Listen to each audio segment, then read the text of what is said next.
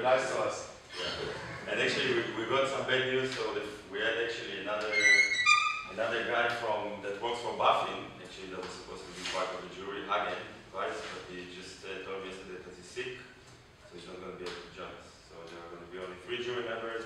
She's Sven, Moritz, and Ralph, which we met yesterday from CV Labs. Okay? So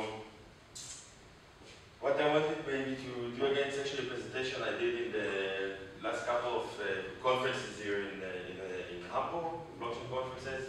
And I want to talk about privacy, MIMBLEWIMBLE, and beam, but less on the technical side, because this is why we have Vlad and Vilke here. And I will just tell you about myself a bit and kind of what beam is trying to achieve, kind of what is their vision, and why I decided to associate myself with beam, because I believe that the concept has a lot of potential. So let's start with me a bit. I studied information engineering in Hamburg 10 years ago. I'm an Android developer in my part-time job. I had some failed startups, like every other entrepreneur. I published some online courses in a platform called Pluralsight, which actually sponsored some of our prizes as well, about Android development. In the last 3 years, as we I co-founded the blockchain venue with Kyriakos, which kind of meetup series that tries to educate people about blockchain and decentralized technologies. And co-founded a small investment firm, private holding company that invests in blockchain startups in cryptocurrency here in Hamburg as well. Maybe you met my partner yesterday, Moritz Schild was here as well. Probably going to see him tomorrow as well. And from since the last couple of months, I've become a beam ambassador, where I try to educate about privacy and about why I think MIMBLEWIMBLE is a very good first step for full privacy. And we just heard that they're working very hard to improve that more, right, in some different concepts. Now, a small disclosure, I have a small financial stake in beam as well, so I'm one of the investors. So it's just important for me to say that in order to be transparent about it. So if beam will be very successful, I obviously will have some kind of benefit out of it. So whatever I say is not financial advice, you should buy nothing, because it's very risky. But yeah, it just was important that I'm transparent about that as well. Hey, welcome, Giants.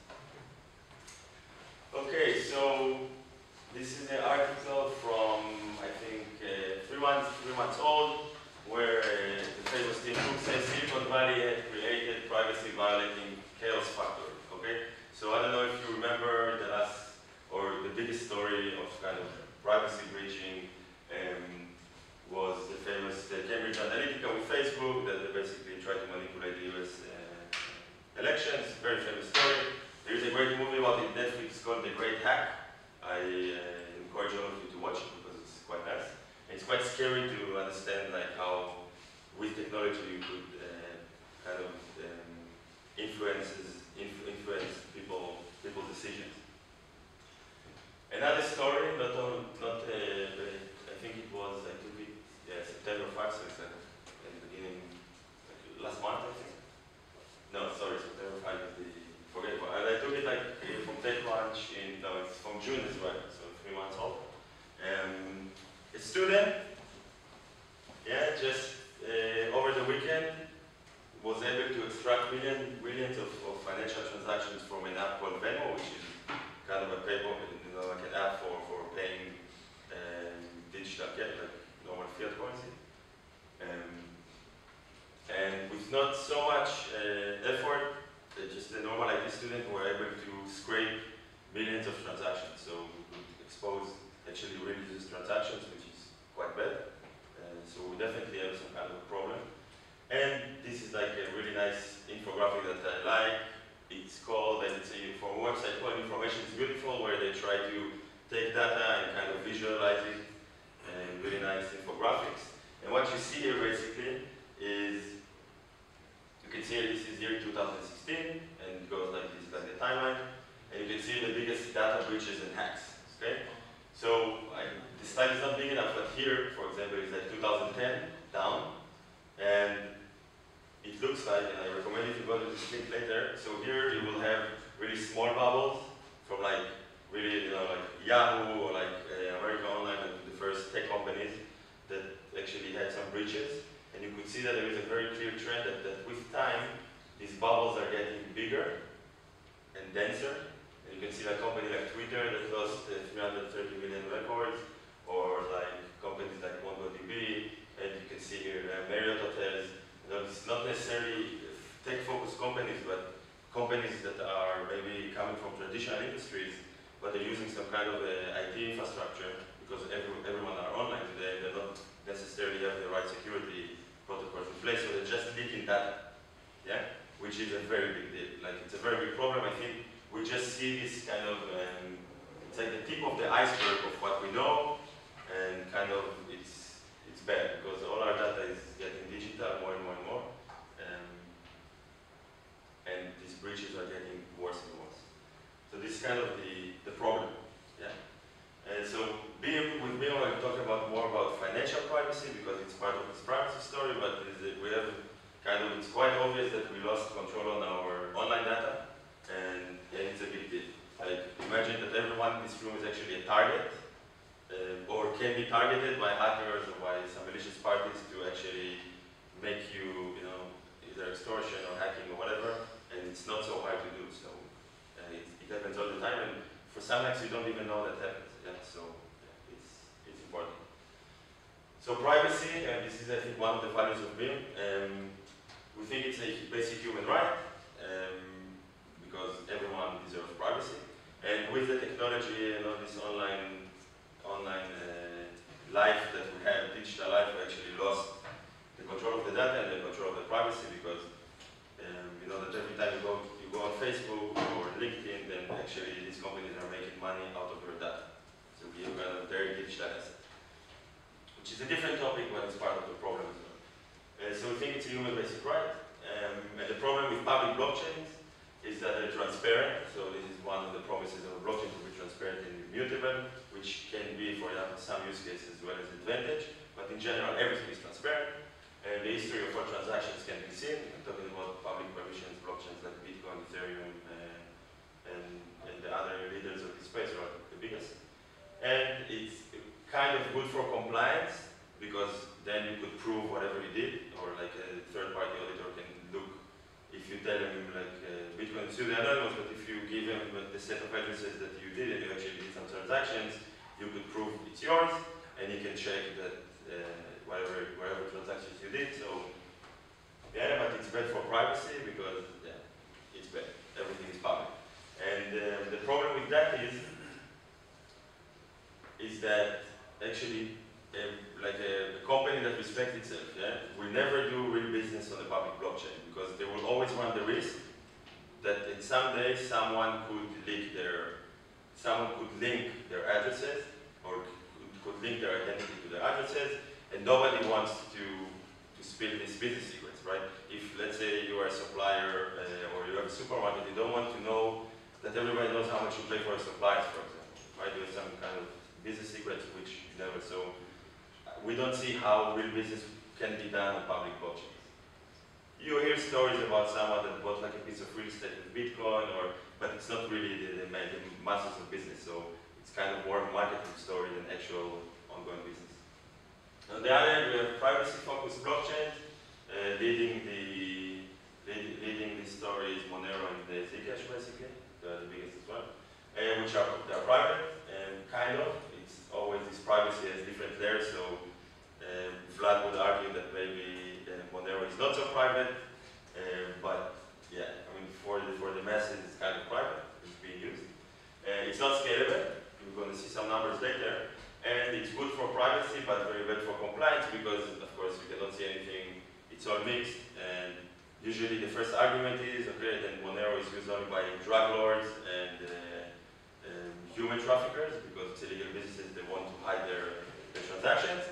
But this argument is not totally correct, because actually you have some use cases where this financial privacy is very important. So imagine that you live in China, and you want to use a VPN, which is illegal, kind of, because they try to control the internet traffic. So probably it's a very bad idea to buy a VPN subscription with your Visa, right? Because then they can prove that you try to buy something illegal in the country, and then they can just come to you, knock on doors and listen, use the VPN. I mean, yeah, or they know that you use the VPN as well, which is anyway a bad start. So you have some use cases in different countries that actually financial financial privacy is very important. And it's very important for us as well. We just give our data kind of, in Germany we have online banking, and the bank know kind of all of our transactions, but it doesn't have to be the case. Now a Bitcoin transaction usually spills three pieces of information, which is the sending address, the receiving address, and the amount sent, right? It doesn't sound so bad, but actually we know as a fact that there is a business, there are companies that are actually analyzing public blockchain's data and actually making business out of it. Some of them are doing it in order to kind of try to have this compliance industry of like anti-money laundering, try to sort to know or to analyze the source of the funds, to see, like, for example, for exchanges, for like crypto exchanges, for example, they use these kind of companies in order to prove the source of the funds. So if, let's say, Bitcoin came from a hack, or originated in a hack 4 years ago, then the exchange wouldn't accept the Bitcoins because this is related to illegal activities, and we self-regulate ourselves, or we're not going to get, or we're just going to send the fund back to the source. So it's big business. Some of these companies actually are not doing it, doing it to find tax evaders, people that don't want to pay taxes for the cryptocurrencies, and so on, but it can be used obviously for other, this kind of blockchain data analysis can be used for other purposes as well, and obviously you don't want these companies to collect data about you because then they're no different than Google or Amazon or Facebook. Now, actually, we believe in MIM that if you see all these kind of assets, right? So you have here, let's say, stable coins or tokenized securities, financial derivatives, all these kind of financial products, they cannot really exist, or they cannot be done on a public blockchain because these companies would never do it on a public blockchain because it's transparent. So they have to be done in a system where it's private by default. So a system where the privacy is by design baked into the protocol, and this is kind of the first building block of this kind of system. So this is kind of the confidentiality part. Then obviously it needs to be scalable because the amount of transactions today probably is going to, if you want to put, let's say, I don't know, 5% of all these financial products which are now being done on the legacy financial system, probably going to clog the Bitcoin blockchain for like 5 years. So in terms of transactions per second, it's just not going to work. And they have to be compliant because compliance is something that we cannot run from, right?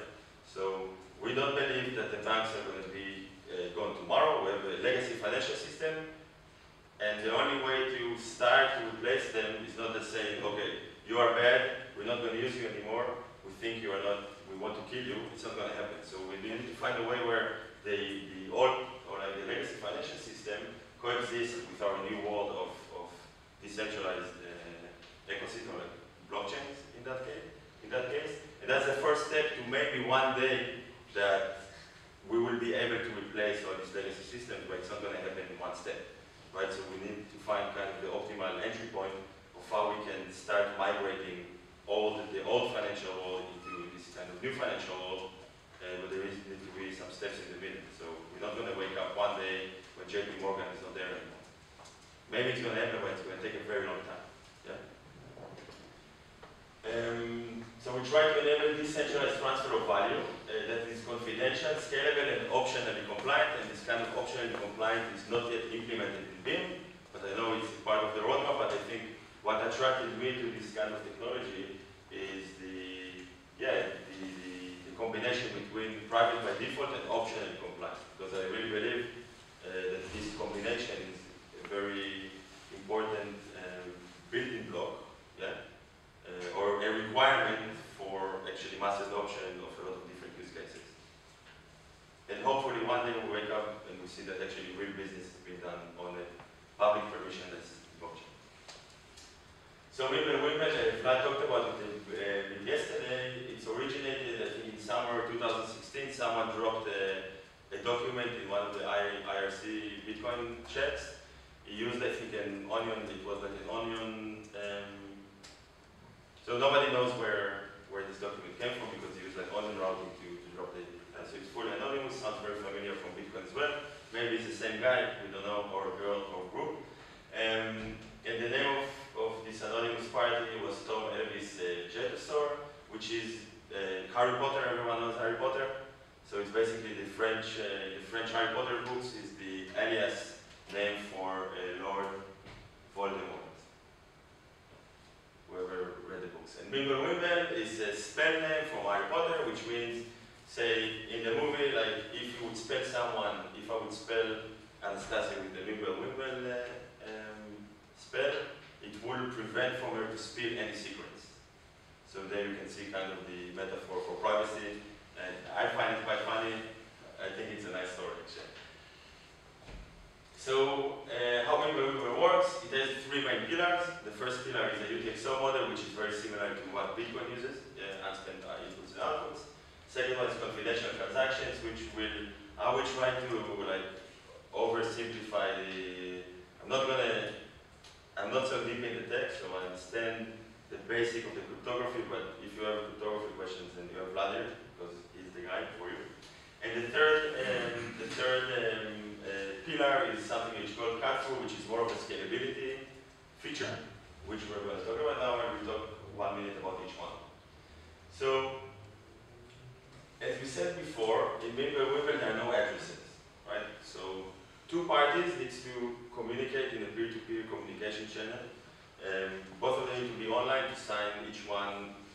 Both of them need to sign a transaction, but this interaction needs to happen. It's kind of an interactive transaction, which is very different than most of the blockchains, because in Bitcoin, if you have an address of someone, you can just send in the funds, and when the transaction is being confirmed by the network, it doesn't have to be online, right? So the funds are there and everything is fine. But here, each user has kind of a set of keys, which you can think about it like a series of safe deposit boxes. And you have, like if you have a wallet, you have a wallet and you have a set of keys, but you don't have an address. And these keys you can change all the time. So you can define keys which are used, which will expire, or you can define a key which is non-expired, so it will be valid. And what happens, as I said before, both of the sender and the receiver has to communicate somehow in a certain time frame in a system which is called the SVBS, which is off-chain, but it's kind of a peer-to-peer communication that both of the sides need to communicate in. And this is how they transact. And after they sign each of them sign each part of the transaction will be published to the network, will be validated by the miners. It's a proof-of-work system as well. We'll talk about it a bit later. And from that point, the transaction is valid. What makes a transaction valid in MIMBLEWIMBLE? The validators, or like the miners in the system, needs to check for two main things. One is that the sum of all inputs and outputs is 0, which means that if I send you 10 coins, of course you need to receive 10 coins, because if I send you 10 and you receive 12, we created kind of an inflation out of nowhere, and of course it's bad for business. It's kind of a not valid system. And most importantly, we have to make sure that all the values are positive, because imagine of a situation where I send Anastasia minus 100 coins, but she gets 100, we still created coins out of thin air, but the sum is 0, because minus 100 plus 100 is 0. So it needs to be kind of, and this is really important, two important properties. And the way that, or basically the main magic behind the MIMBLEWIMBLE and why it's kind of privacy default, why it has default privacy, it's something which is called Pedersen commitments, which are called after its inventor, Torbern Pedersen. And it's nothing but really fancy elliptic curve cryptography. And as Vlad said yesterday, we have a Pedersen commitment, we have these two elliptic curve generator points, and we have the blinding factor, which is basically the key, the secret key of the user, and the value term, which is, say, how many coins I sent. And it's very oversimplified, but I will try to explain how it works. And the way it works, it's very simple, right? So it works only because of this statement is true. So imagine that, or we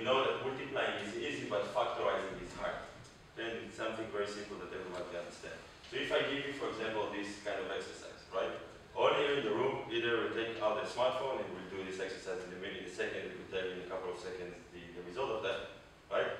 And even if you take a piece of paper, you can probably calculate it, hopefully, on a piece of paper, and after 1 minute you will have the answer. But if I ask you the other way around, and I ask you to tell me which kind of factors this solution is being multiplied from, it's a bit harder, right? So maybe you start to write some numbers, try to match. Maybe there is even more than one answer to that, right? Depends on the numbers, and it's becoming more difficult, basically, to a human being. Now, if we talk about a computer, then probably this is very easy, right? Because you can somehow try to compute the numbers behind the solution. But if we're talking a very big number, then of course, for us it's impossible, because you are not able to tell me now, probably in the next 2 hours, which numbers are inside. And it turns out that for a computer it's very hard as well, right? And it's exactly this Pedersen commitment what we talked about. I hope I explained that right. And you can think about these Pedersen commitments. Of course, these numbers are very big as well. Okay, imagine that these numbers are big. So you have the value factor and the key, and you have the two elliptic curve generating points. And the Pedersen commitment is nothing but a very big number, which is represented by some kind of a hash. Yeah. So this was the Pedersen, and outputs and inputs just a series of Pedersen commitments, yeah, which actually lets you hide the values, but because they use elliptic curve cryptography, you can still verify some statements, right? And this is the whole magic behind it, actually, right? So, and the third pillar is a cut-through, which means that let's say Alice sent to Bob 10 beams, and then Bob later on sent the 10 beams to Carol. So on every block, what the blockchain is doing is just cutting the intermediary states. So unlike Bitcoin or Ethereum, all the transactions are always being saved, and the whole history is being saved, all the inputs and outputs.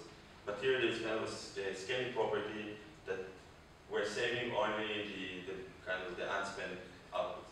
So we try to, or the protocol is trying to delete all the redundant states, which results in a smaller blockchain. Another important thing is called the kernel. We talked about yesterday as well. It's nothing but just the difference between the keys, right? Multiplied by the same elliptic curve generating point. And actually, this is the DNA of the transaction. So for a lot of transactions, that let's say a transaction was cut in the cut-through, the kernel of this transaction will still be there. This is important. So the minimum memory footprint of a transaction will always be the kernel, but some of them have inputs and outputs. I wouldn't go any deeper to that because I will start this myself. As you said, the intermediate states are being removed, and we keep the just core instead of leaving themselves. Yeah, and it's repeated every time. Now this is how it looks like. So this is the beam block explorer, and you just see for every block you have just the inputs, the outputs, and the kernels. Now, as you can see here, no information is being spilled actually. So you cannot see how much coins were sent, and you cannot see who is the receiver and who is the sender, and just a bunch of Pedersen commitments actually. So there is no information spilled, it's like totally private. Some numbers I actually talked with new CTO and the guy as well when I prepared this presentation. So if you compare it to Bitcoin, Monero, and Zcash, we took like the number of transactions today in Bitcoin is around 440 million, and the blockchain size is around 230 gigabytes. And the average size of a kilobyte per transaction in Bitcoin today is around 0.53 kilobytes. If we take a look at the privacy version, like the privacy coin, which has the biggest value today, which is Monero, you can see that the number of transactions is of course low because less people are using it. The blockchain size today is like 54 gigabytes, but you can see that the kilobyte per transaction is like 10 times more, almost 10 times more than Bitcoin because they use like ring signatures, like output, kind of the adding. There is something which is called ring signatures, which is just bigger in size. To improve privacy, to make sure that you cannot spill this information, it's it's unfortunately not scalable. And if we are talking about a hypothetical situation where the Monero blockchain has the same transaction size or transaction number as Bitcoin, we will end up with like almost 2 terabyte blockchain, which is of course unscalable because I don't know a lot of computers that there's so much storage. It will take, of course, a very long time to sync and all of that. So it's really not so usable in the long run. Zcash has similar properties, a bit longer. These numbers I took from August, so these numbers might change. And if we look at the MIMBLEWIMBLE implementation, which is Beam and Green, so Green is kind of a community-focused project that kind of implemented that. Actually, I think they were the first one to implement it. It started around 2 years ago, and Beam came a bit later. But Beam is a startup, which is funded from investors, kind of two different stories. And as you can see today, or in August, when I checked that the information, so the blockchain size is around 250 megabyte only because it's quite new, but the kilobyte per transaction is around 0.3, so you can see actually it's more improved than Bitcoin. And if we have the same activity kind of, it's like rough numbers, right? So it's an estimation. We'll end up with 130 gigabytes, which is variable. And Beam, on the other hand, has at least a bit slight higher kilobyte per transaction because they do something which is called adding decoy outputs in order to improve privacy. So there's some privacy feature a bit more. The important thing about it is that actually this number, we expect that this number will go down because the main factor of the size of the blockchain, if we talk about MIMBLEWIMBLE, is actually the UTXO, the number of UTXOs. And with this cut-through option, which is for scalability, we believe that this number will improve, and we think it's much more scalable than Bitcoin actually. And you get all the privacy features actually for free. Well, not for free, but with no scalability trade-off, which is great. Because then you have scalability and privacy by default, and I think this combination is very nice. What a bit about Beam, so it's a blockchain based on MIMBLEWIMBLE. It has a proof of work consensus, so currently miners, we actually have a mining grid here in Hamburg, which is mining Beam as well. Just a bunch of GPUs that are taking part of taking care of the security of the network. I think, what's the last number? How many GPUs are? I think the hash power was like, last time I checked it was like 200,000 machines maybe, 200,000 GPUs, something like that. Approximately. Currently, I think it was 320,000 GPUs. Yeah. So currently around 300,000 GPUs all around the world are kind of part of this consensus, which is great. It's fully decentralized, permissionless, which I think all of us agree is very important. Yeah. It has a deflationary model which is kind of similar to Bitcoin, so the total supply is not 21 million, but it's around, I think, 262 million. They're going to have the first halving in January this year, and then the block reward as well is going like for 50, 25, 20, like exactly the same deflationary model as Bitcoin, but the block time is a bit different, so it's a 1 minute block time actually, not 10 minutes. It's implemented from scratch in C++, and development started in March 2018, they launched in January this year, and I think they did a phenomenal job this year with the number of like product releases that they did. You can check it out on their website. Some exciting developments that they are working on now are a confidential asset lab, so actually parties could issue assets on top of their protocol.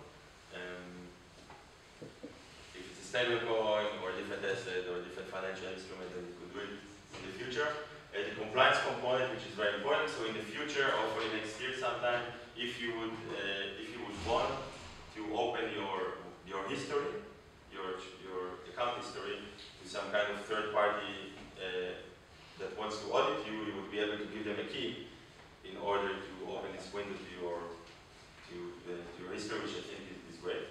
Because as I said, like I think the only thing that really attracted to this kind of technology is and to Beam in particular, is the combination between fully private and compliance in the future, which I think is a very powerful combination. And they already, actually, their client or the CLI already has atomic swaps with BTC and Litecoin. I think it's going to be released to the GUI wallet in the next weeks.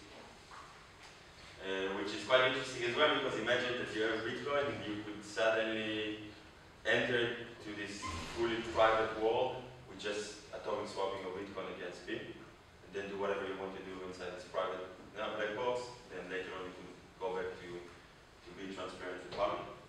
They're working on the hardware wallet support and the POC with Lightning Network for even more scalability for use cases that needs really high frequency transactions. Yeah, so a lot of interesting stuff is happening. This is me again. Privacy is a basic human right, and yeah, thanks.